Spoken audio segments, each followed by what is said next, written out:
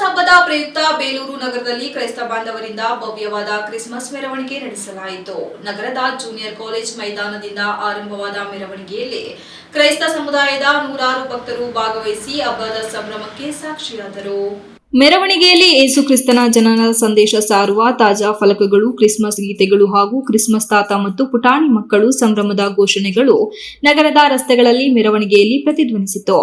ಹಬ್ಬದ ಸಾಂಪ್ರದಾಯಿಕ ಉಡುಪು ಧರಿಸಿದ ಮಕ್ಕಳು ಹಾಗೂ ಯುವಕರು, ಮಹಿಳೆಯರು ಮೆರವಣಿಗೆಗೆ ವಿಶೇಷ ಆಕರ್ಷಣೆಯಾದರು.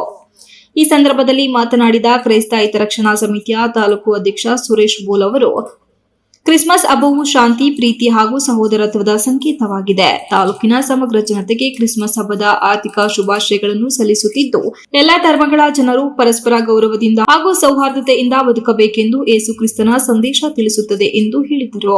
ಸಂದರ್ಭದಲ್ಲಿ ನಮ್ಮ ಎಲ್ಲ ಬೇಲೂರು ತಾಲೂಕಿನ ಎಲ್ಲ ಜನತೆಗೂ ಈ ಕ್ರಿಸ್ಮಸ್ ಶುಭಾಶಯಗಳನ್ನು ಕೋರ್ತಾ, ನಾವು ಈ ಸಂದರ್ಭದಲ್ಲಿ ಯೇಸು ಕ್ರಿಸ್ತನ ಜನನ, ಆತನ ಜೀವನವನ್ನು ಕುರಿತು ನಾವು ಇವತ್ತು ನಗರದ ತಾಲೂಕಿನ ಎಲ್ಲ ಜನರಿಗೂ ಶುಭವನ್ನು ಕೋರ್ತಾ ಅವರ ಶುಭ ಸಂದೇಶವನ್ನು ಸಾರುವುದಕ್ಕಾಗಿ ನಾವುಗಳು ಹಾಗೂ ನಮ್ಮ ಸೇವಕರುಗಳು, ಎಲ್ಲ ತಾಲೂಕಿನ ಎಲ್ಲ ಸೇವಕರುಗಳು ಹಾಗೂ ಎಲ್ಲ ಸಭಾ ವಿಶ್ವಾಸಿಗಳು ಸೇರಿ ಈ ಕಾರ್ಯಕ್ರಮವನ್ನು ಹಮ್ಮಿಕೊಂಡಿದ್ದೇವೆ.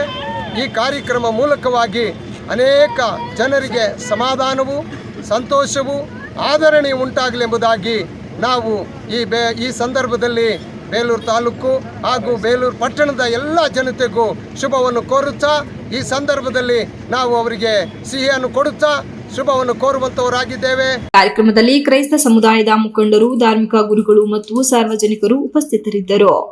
ಮೆರವಣಿಗೆಯು ಶಾಂತಿ ಮತ್ತು ಶಿಸ್ತುಬದ್ಧವಾಗಿ ಸಂಪನ್ನಗೊಂಡಿತು. Ganesh, TV 46 news Kannada, Belur.